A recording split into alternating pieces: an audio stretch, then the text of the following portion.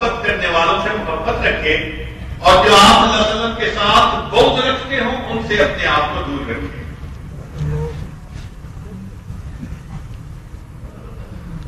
ام حبیبہ رضی اللہ تعالیٰ عنہ ام المؤمنین، ان کے والد ابو سفیان قریش مکہ کے سرداروں میں سے تھے.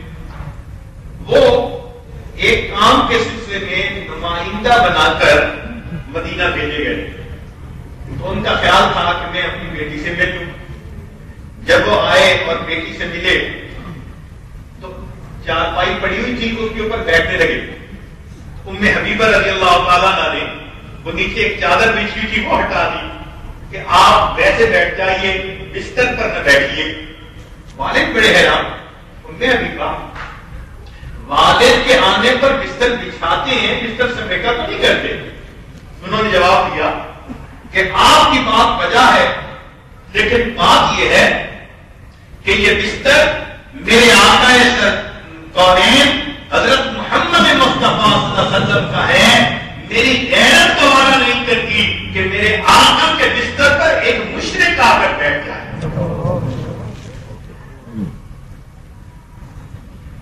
محبت کا ساتواں تقاضا کثرت ذکر اللہ.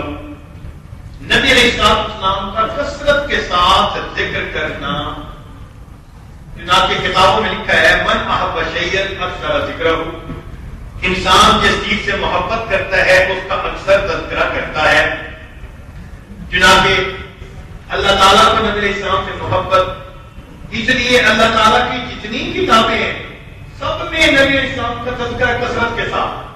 تورات میں نبی علیہ السلام کی نشانیاں، انجیل میں نبی علیہ السلام کی نشانیاں، اور قرآن مجید کی تو جگہ جگہ پر نبی علیہ السلام کے تذکرے نظر آتے ہیں. تو اللہ کے حبیب صلی اللہ علیہ وسلم کو یاد کرنا اور آپ کا تذکرہ کرنا یہ آپ صلی اللہ علیہ وسلم کی محبت کا تقاضا ہے. مسند احمد کی روایت ہے زینب صدیقہ اکبر رضی اللہ تعالیٰ عنہ ایک مرتبہ منبر پر بیٹھے دور خلافت میں اور فرمایا سمعت رسول اللہ العام الاول فبکا، کہ میں نے نبی علیہ السلام سے پچھلے سال سنا یہ الفاظ کہے اور آنکھوں میں آنسو آگے سر جھکا لیا. پھر آنسو کنٹرول کیے، پھر یہی الفاظ کہے ثم بکا، پھر آنکھوں میں آنسو آ گئے. پھر آنسو پوچھے، پھر تیسری مرتبہ تذکرہ کیا اور تیسری مرتبہ تذکرہ کرنے پر پھر آنکھوں میں سے آنسو آ گئے. یعنی جتنی مرتبہ نبی علیہ السلام کا تذکرہ ہوتا تھا محبت کی وجہ سے ان کی آنکھوں میں سے آنسو آ جاتے تھے. عبداللہ ابن عمر رضی بیٹھے ہوئے تھے، کھڑا ہونا چاہا مگر پونس ہو گیا تھا. کسی نے کہا کہ اذکر احب الناس الیک یذل عنک، کہ جس سے آپ کو سب سے زیادہ محبت ہے اس کا تذکرہ کریں پاؤں ٹھیک ہو جائے گا. فصاح یا محمد آہو، اور کہا اے محمد صلی اللہ علیہ وسلم، اور اللہ نے پاؤں کا سننا ان کا ٹھیک کر دیا. تو معلوم ہوتا ہے کہ صحابہ رضی اللہ عنہ اللہ کے حبیب صلی اللہ علیہ وسلم کو بہت زیادہ یاد کیا کرتے تھے. حضرت شیخ الحدیث مولانا زکریا رحمۃ اللہ نے واقعہ لکھا ہے بلال جانو نبی علیہ السلام کے پردہ فرمانے کے بعد شام کی طرف ہجرت کر کے چلے گئے. فرماتے تھے کہ میرا دل گوارا نہیں کرتا کہ مسجد نبی میں اذان دوں اور اس ہستی کو نہ دیکھوں جس کو میں پہلے دیکھا کرتا تھا. تو شام میں آ گئے. ایک رات خواب میں زیارت ہوئی نبی علیہ السلام کی.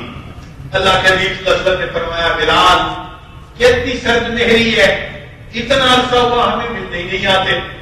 آنکھ کھل گئی. اپنی بیوی کو کہا فوراً تیاری کرو.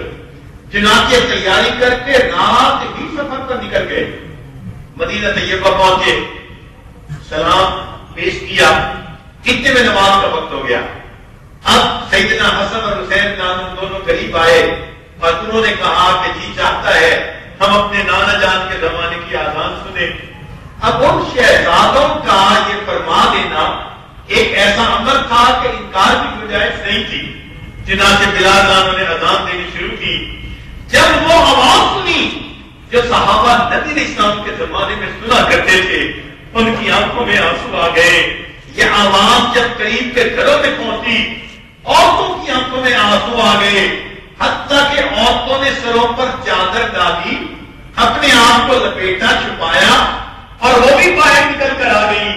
مسجد نبوی میں عجیب منظر، اندر مرد رو رہے ہیں، باہر عورتیں رو رہی ہیں، اور معاملہ اس وقت عجیب بنا جب ایک بچے نے اپنی ماں سے سوال پوچھا کہ اماں بلال ناموں کو اتنے عرصے کے بعد واپس آ گئے، تو بتا اللہ کے حبیب صلی اللہ علیہ وسلم کب واپس آئیں گے؟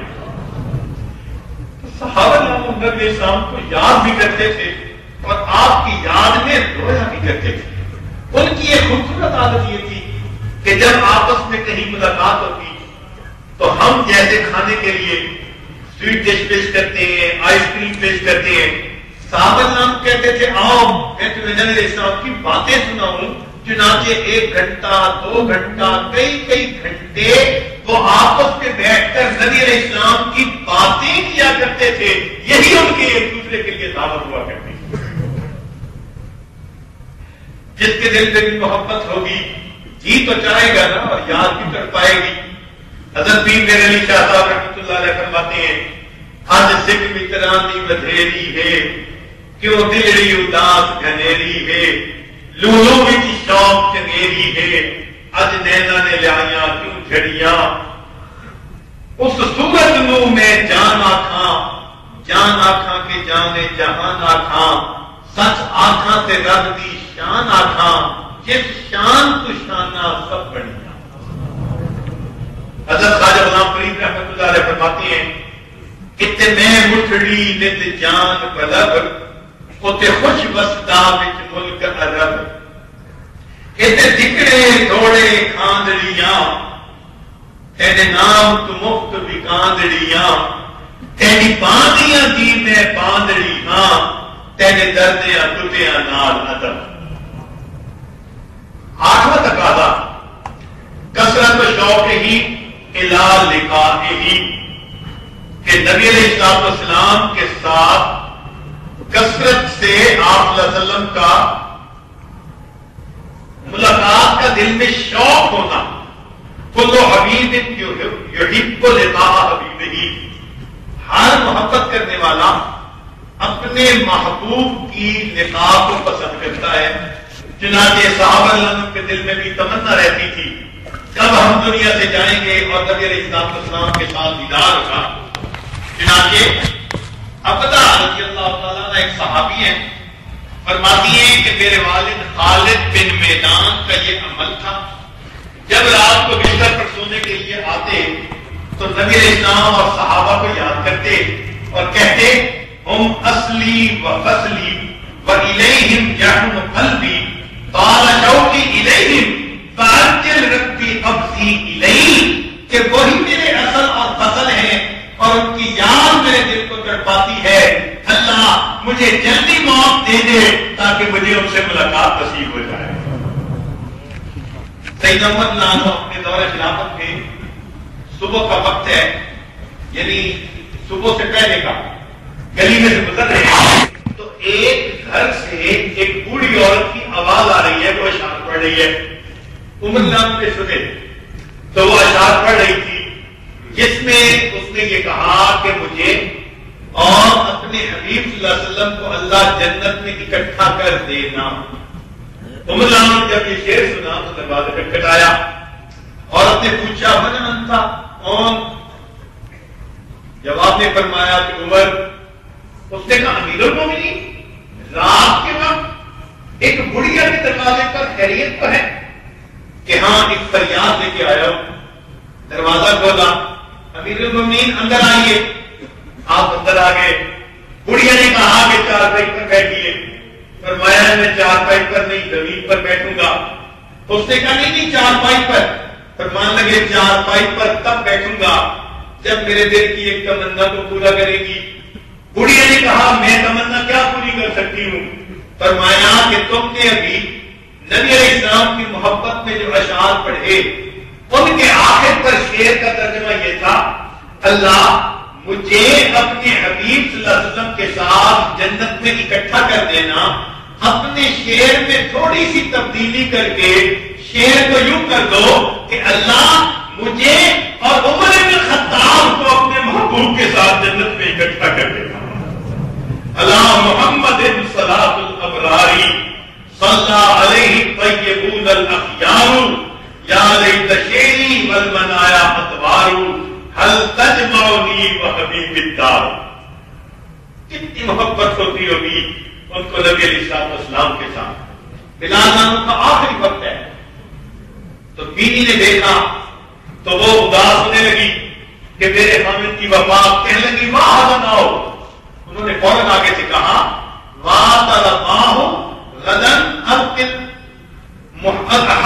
محمد کہ ہم کل اللہ کے حبیب صلی اللہ علیہ وسلم اور ان کے صحابہ کے ساتھ جا کر ملاقات کرنے والے ہیں. تو نبی علیہ السلام سے محبت کا ہونا, آپ کی ملاقات کا دل کے اندر شوق رہنا, یہ نبی علیہ السلام کے ساتھ محبت کا تعلق ہے. ایک محبت کا تقاضا اور الشفقۃ علی امتہ والسعی فی مصالحہم. نبی علیہ السلام کی امت کے اوپر شفقت کا ہونا اور ان کی بھلائی کے لیے اپنی زندگی کو وقف کر دینا, یہ بھی محبت کے تقاضوں میں سے ہے. جس طرح نبی علیہ السلام رؤوف الرحیم تھے تو ہمیں بھی چاہیے کہ ہم بھی امت کے اوپر ایسے کریم ہو جائیں, رحیم ہو جائیں کہ امت کے فائدے کے لیے اپنی زندگی کو گزارنا شروع کر دیں. اس کا طریقہ یہ کہ دین کے غم کو اپنا غم بنا لیں. نبی علیہ السلام کی میراث کیا ہے؟ امت کا غم. اس غم کو زندگی کا مقصد بنا لیں. چنانچہ ایک حدیث پاک ذرا سنیے. انس رضی اللہ عنہ اس کے راوی ہیں. نبی علیہ السلام نے فرمایا الا اخبرکم ان اقوام لیسوا بانبیاء ولا شہداء.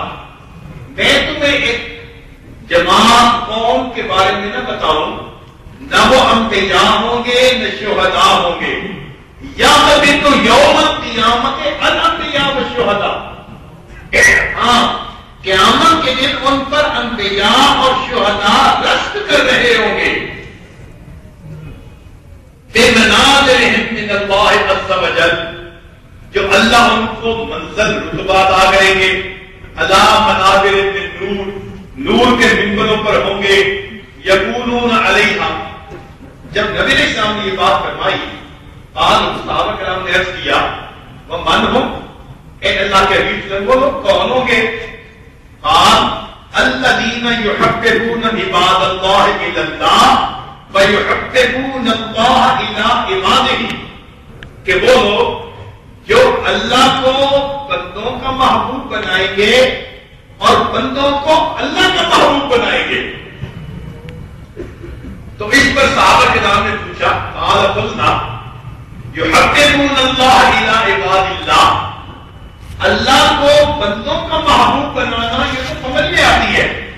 فکیف یحببون عباد اللہ الی اللہ, وہ بندوں کو اللہ کا محبوب کیسے بنائیں گے؟ قال نبی اسلام نے فرمایا یامرونہم بحب اللہ, لوگوں کو اللہ کے محبت کی تلقین کریں گے. وینہونہم یعنی اما کرہ اللہ, اور گناہوں سے بچنے کی تلقین کریں گے. فَإِذَا أَطَاعُهُمْ أَحَبَّهُمُ اللَّهُ, جب وہ مطیع بن جائیں گے اللہ کے محبوب بن جائیں گے. تو معلوم ہوا کہ جو لوگ دین کا کام کرنے والے ہیں مدارس کی شکل میں دعوت و تبلیغ